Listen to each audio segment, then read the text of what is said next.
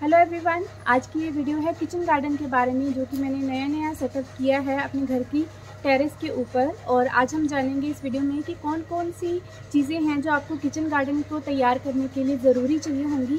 Specially जब आप terrace के ऊपर अपना किचन गार्डन सेट कर रहे हैं तो आपको किन किन चीज़ों का ख्याल रखना है, कौन कौन सी चीज़ें आप जुगाड़ से यूज़ कर सकते हैं और कौन से चीपेस्ट सोल्यूशन हैं किचन गार्डन को शुरू करने के लिए। तो चलिए शुरू करते हैं। नमस्कार, मैं Pooja Sharma and welcome to my YouTube channel एक नई सुबह। जैसे आप देख सकते हैं, ये है मेरे किचन गार्डन जो कि मैंने अपने पुराने घर की टेरेस के ऊपर शुरू किया है। ये मेरे पुराने घर की टेरेस जो है वो नए घर की बैक साइड पे ही है। ये आप पीछे मुझे देख सकते हैं कि हमारे घर की बैक साइड है और इसी के पीछे हमारा पुराना घर है। एक्चुअली नए घर की जो छत है वो सेकंड फ्लोर पे पड़ती मुझे, और इसलिए मैंने इसको इस छत के ऊपर करना चूज़ किया कि मुझे सामान लेके आने जाने में ज़्यादा दिक्कत नहीं है। अदरवाइज़ आप अपने घर की टेरेस के ऊपर आराम से इसे कर सकते हैं। जो टिप्स मैं आज आपको बताने वाली हूँ उनका ध्यान रखिए, तो आपके घर की जो टेरेस है वो कभी ख़राब नहीं होगी। तो चलिए शुरू करते हैं सबसे पहले पॉइंट के साथ। तो जब भी आपको किचन गार्डन स्टार्ट करना है तो सबसे पहली चीज़ का जो आपको ध्यान रखना है वो है उसकी लोकेशन को चूज़ करना। तो सबसे पहले आपकी लोकेशन ऐसी होनी चाहिए जहाँ पे ज़्यादा से ज़्यादा जो है वो धूप रहती हो।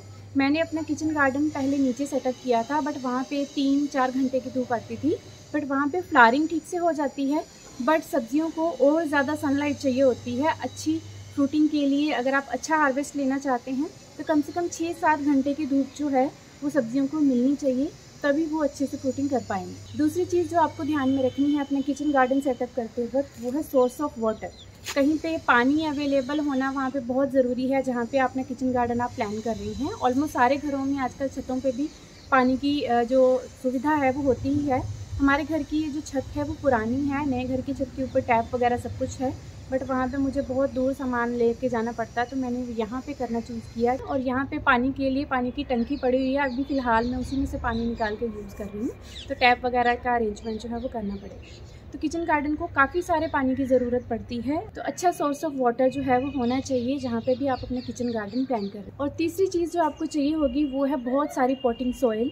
किचन गार्डन को सेटअप करने के टाइम पे बहुत सारी गार्डन सॉइल जो है वो यूज़ होती है। सॉइल मिक्सचर बहुत ज़्यादा क्वांटिटी में चाहिए, क्योंकि बड़े बड़े पॉट्स और बैग्स में, ग्रो बैग्स में हमें ये सब्जियां उगानी पड़ती हैं।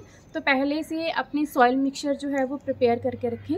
सॉइल मिक्सचर के लिए आपको थोड़ा पोरस सॉइल मिक्सचर जो है वो यूज़ करना चाहिए ताकि सब्जियां अच्छे से ग्रो कर पाएँ। उसके लिए आपको गार्डन सॉइल, सैंड और कंपोस्ट जो है वो मिलानी है। इसमें आप कंपोस्ट जो है वो 20 to 25% तक मिला सकते हैं, बट क्योंकि हमें सॉइल मिक्सचर पोरस बनाना है तो मैंने इक्वल क्वांटिटी में garden soil, sand and compost मिलाया है।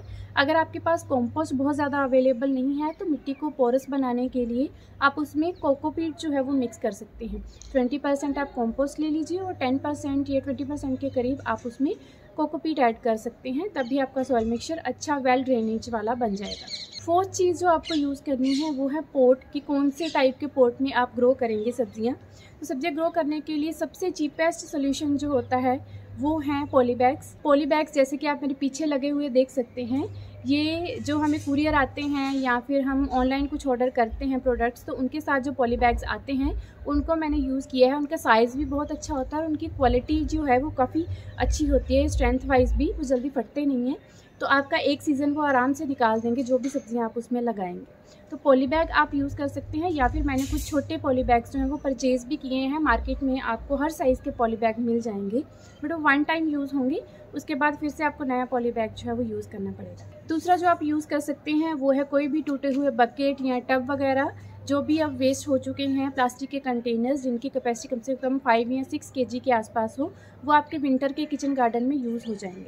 बट कभी भी नए बकेट या टब परचेज़ करके किचन गार्डन के लिए यूज़ ना करें, क्योंकि उनकी प्लास्टिक जो है वो धूप से ख़राब हो जाती है, स्पेशली जब आप उसे समर के, गर्मियों के किचन गार्डन में यूज़ करेंगे तो वो भी ऑलमोस्ट एक सीज़न ही चलते हैं, ज़्यादा से ज़्यादा 2 सीज़न चल जाएंगे, उसके बाद वो भी बेकार हो जाते हैं। तो अगर टूटे हुए हैं, वेस्ट हैं, तो आप उसे यूज़ कर सकते हैं, नए कभी परचेज़ ना किए। नए के लिए मैं आपको एक बेटर सोल्यूशन बताऊंगी। इसके अलावा जो भी प्लास्टिक के ऑयल कैन वगैरह होते हैं उनका भी आप अपर पोर्शन कट करके नीचे ड्रेनेज होल बना के यूज़ कर सकते हैं, जैसे कि मैंने यहाँ पे अपने बैंगन के प्लांट के लिए यूज़ किया हुआ है और ये इसमें बहुत अच्छे से चल रहा है। इसके अलावा एक सोल्यूशन होता है बहुत अच्छा, वो है नर्सरी पॉट। ये ब्लैक कलर के नर्सरी पॉट जो है वो बहुत बहुत बड़े बड़े साइज़ में भी आपको मिल जाएंगे। 16 इंचज़ 18 इंचज़ तक के साइज़ में ये आपको मिल जाते हैं, तो वो आप परचेज़ कर सकते हैं अपने किचन गार्डन के लिए या सब्जियां वगैरह लगाने के लिए। और एक सबसे अच्छा सोल्यूशन जो मेरे लिए बेस्ट रहा वो है ये ग्रो बैग्स। ये जो ग्रो बैग्स हैं ये मैंने एक सेलर से ऑर्डर किए थे। एक्चुअली उन्होंने मुझे पहले इसके सैंपल भेजे थे और ये कोई प्रमोशन की वीडियो नहीं है, प्रमोशनल वीडियो नहीं है बिल्कुल भी। ये उन्होंने बस मुझे सैंपल दिए और ये बोला कि जो भी आपके ऑनेस्ट रिव्यूज़ हों इसके बारे में बस वही अपनी वीडियो में कहिए। ये जो ग्रो बैग्स हैं ये वेस्ट प्लास्टिक बॉटल्स को रिसाइकिल करके बने हुए हैं, मतलब ये इको फ्रेंडली भी हैं। और इनको यूज़ करने का एक बेनिफिट ये है कि इसमें वाटर लॉगिंग की प्रॉब्लम बिल्कुल नहीं होती है। पानी आप जितना भी डालेंगे बहुत जल्दी इसमें से ड्रेन आउट हो जाएगा। बहुत लाइट वेट है, छत के ऊपर उसका कोई भी वज़न जो है वो नहीं पड़ेगा, छत को कोई भी नुकसान नहीं होगा। बस एक ही प्रॉब्लम है जो मुझे इसके साथ फेस करनी पड़ी, वो ये कि अगर आपका सॉइल मिक्सचर अच्छा पोरस नहीं हुआ तो आपका पानी जो है वो इसकी वॉल से भी ड्रेन आउट होना शुरू हो जाता है। तो उसके लिए दो सोल्यूशन है। एक तो ये कि आप अपना सॉइल मिक्सचर बहुत ज़्यादा पोरस बनाएं, मतलब जितनी तेज़ी से पानी इसकी वॉल्स में से निकलता है उतनी ही तेज़ी से पानी इसकी मिट्टी में भी जाना चाहिए। अगर ऐसा नहीं होगा तो आपके प्लांट्स की जो नीचे की रूट्स हैं वहाँ पे पानी जो है वो पहुँच नहीं पाएगा और साइड से पानी जो है वो निकल जाएगा। इसका दूसरा सोल्यूशन जो मैं अक्सर यूज़ करती हूँ कि जब भी आप पोटिंग सॉइल डालें तो हमेशा साइड्स पे वॉल्स के पास जो है वो ज़्यादा हाइट पे सॉइल डालें और नीचे का अंदर का हिस्सा जो है बीच का वो थोड़ा सा गहरा रखें। ऐसा करने से जब आप उसमें पानी डालेंगे तो पानी अंदर के हिस्से में थोड़ा सा खड़ा होगा और धीरे धीरे आराम से नीचे जड़ों तक चला जाएगा और वॉल से बहुत जल्दी वो बाहर नहीं निकल पाते। ये ग्रो बैग्स के सैंपल मुझे इतने अच्छे लगे कि इसके बाद मैंने कुछ और भी बैग्स जो हैं वो ऑर्डर किए अपने किचन गार्डन के लिए और मैं उन्हें बहुत अच्छे से यूज़ भी कर रही हूँ। आप देखेंगे ज़्यादातर मेरे गार्डन में आपको यही ग्रो बैग्स मिलेंगे क्योंकि बहुत अच्छा रिजल्ट मुझे इससे मिला है। अगर आप सेम सेलर से ये परचेज़ करना चाहते हैं तो उनका लिंक जो है वो मैं आपको डिस्क्रिप्शन बॉक्स में दे दूँगी, उनकी कॉन्टैक्ट डिटेल्स आप उससे ऑर्डर कर सकते हैं। और शायद आपको एक हेल्पर की ज़रूरत भी पड़े अपने किचन गार्डन में, और ये है मेरा छोटू सा हेल्पर जो कि हमेशा अपना कोई ना कोई काम अपने गार्डन में करता ही रहता है। और ये हैं इसके गार्डन ग्लव्स। क्या बात है, मम्मा को कॉपी करना तो इसको बहुत अच्छे से आता है, क्यों न्याश? से हाय। चलिए करते हैं किचन गार्डन का एक टूर, उसके बाद बाकी की चीज़ें जो हैं वो डिस्कस करेंगे। और देखिए ज़्यादातर जगह के ऊपर आपको मेरे वही ग्रो बैग्स मिलेंगे। सब जगह मैंने यही ग्रो बैग्स जो हैं वो यूज़ किए हैं। कुछ एक जगह मैंने जो पॉली बैग्स हैं जो मेरे पास एक्स्ट्रा थे वो यूज़ किए, और कुछ प्लास्टिक पॉट जो नर्सरी के हैं वो मैंने यूज़ किए हुए हैं। और इस तरफ भी लेट्स, कैबेज और ये सारी चीज़ें, मटर वगैरह, ये सारी चीज़ें जो हैं वो मैंने लगा रखी हैं। यहाँ पे मैंने कुछ वेजिटेबल्स जो हैं वो हार्वेस्ट भी कर ली हैं, और आगे भी काफ़ी सारी चीज़ें जो हैं वो लगी हुई हैं। अभी के लिए इतना ही है, तो धीरे धीरे मैं और वेजिटेबल्स लगाऊंगी और आप सबके साथ उसके अपडेट भी ज़रूर शेयर करूँगी। तो चलिए बढ़ते हैं नेक्स्ट पॉइंट की तरफ, जो कि है आपके पॉट के लिए स्टैंड। जो भी ग्रो बैग्स या फिर पॉली बैग्स या फिर प्लास्टिक पॉट जो भी आप सब्जियां उगाने के लिए यूज़ कर रहे हैं, उन्हें कभी भी घर की छत के ऊपर डायरेक्ट ना रखें।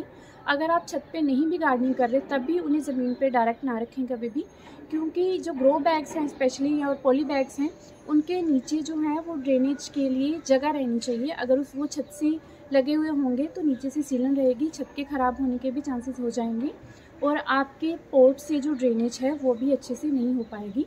नीचे का हिस्सा हमेशा उसका सीलन के साथ रहेगा और प्लांट आपके ख़राब हो सकते हैं। तो इसके लिए आपको कोई स्टैंड वगैरह लेने की ज़रूरत नहीं है। हमेशा मैं इसके लिए ब्रिक्स यूज़ कर रही हूँ। ईंटें यूज़ करके आप एक टेम्पररी स्टैंड जो है वो उनके लिए तैयार कर सकते हैं, जैसे मैंने अपने सभी ग्रो बैग्स के लिए पीछे किया हुआ है। इससे आपकी पोर्ट की और ग्रो बैग की जो ड्रेनेज है वो भी अच्छी बनी रहेगी और आपके घर की छत को कोई नुकसान भी नहीं होगा। और एक चीज़ जो आपको अपने किचन गार्डन के लिए चाहिए होगी, ऑब्वियसली द सीड्स या फिर सैम्पलिंग्स। जैसे भी आप अपनी किचन गार्डन की शुरुआत करना चाहें, बहुत सारी सब्जियां जो हैं वो सैपलिंग से उगाई जाती हैं, जैसे कि गोभी, लेट्स वगैरह, और इनको पहले सैपलिंग तैयार करनी पड़ती है, फिर आप इन्हें ट्रांसप्लांट करके सही जगह पे लगाते हैं।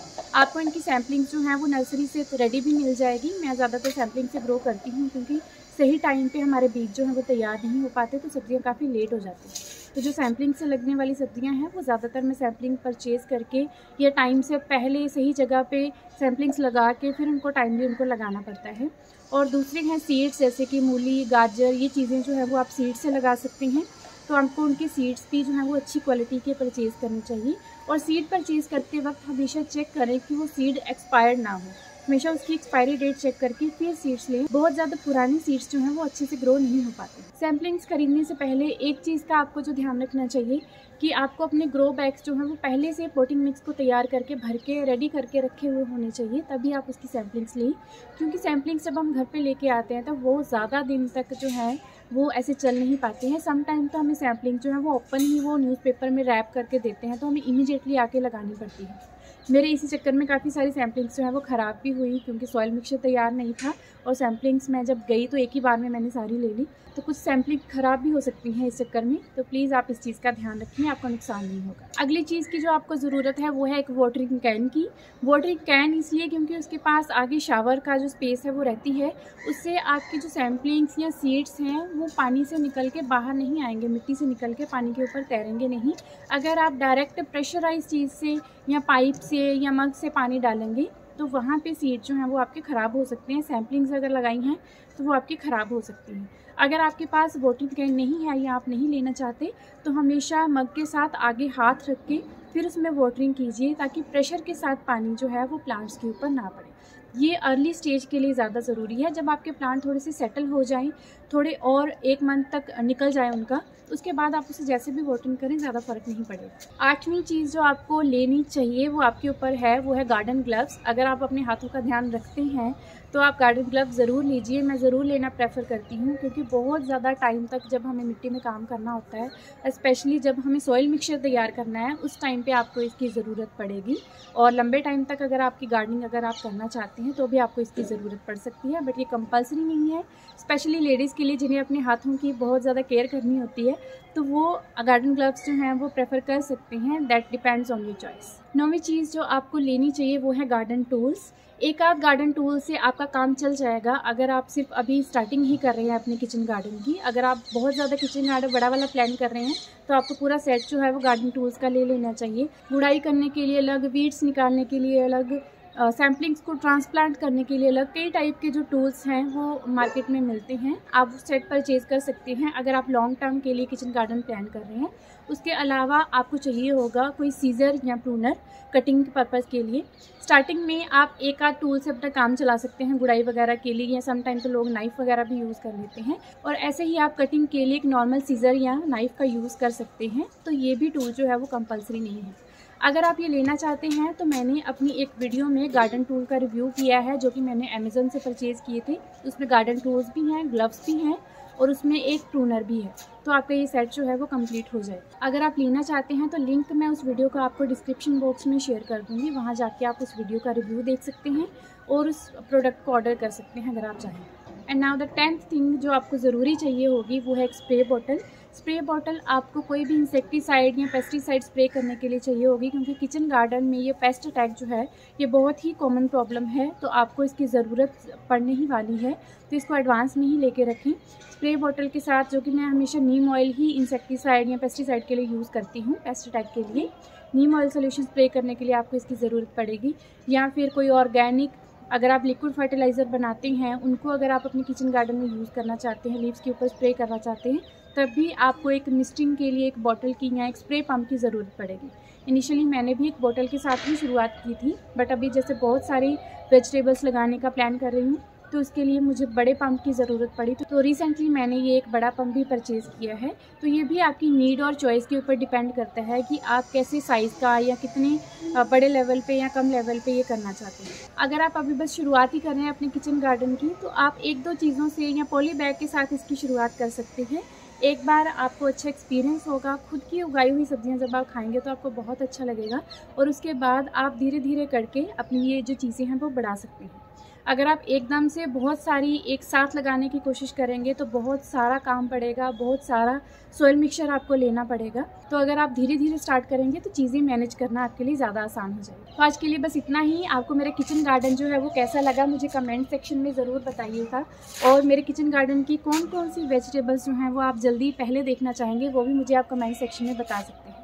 तो अगर आज की ये वीडियो और ये इन्फॉर्मेशन आपको अच्छी लगी हो तो प्लीज़ इस वीडियो को लाइक एंड शेयर करें, मेरे चैनल को सब्सक्राइब करें एंड बेल आइकन प्रेस करें for the latest video notifications. अगर आपकी किचन गार्डनिंग के बारे में कोई और क्वेश्चंस क्वेरीज़ हैं तो आप मुझे इंस्टाग्राम पे डीएम कर सकते हैं, वहाँ पे मैं आपको रिस्पॉन्स कर सकती हूँ। अगर कभी रिप्लाई आने में डिले हो जाए तो प्लीज़ बी पेशेंट, जब भी मुझे टाइम मिलता है मैं रिप्लाई कर देती हूँ सबको, तो धीरे धीरे सबके क्वेश्चंस के आंसर जो हैं वो आ जाएंगे। तो आज के लिए बस इतना ही, धन्यवाद।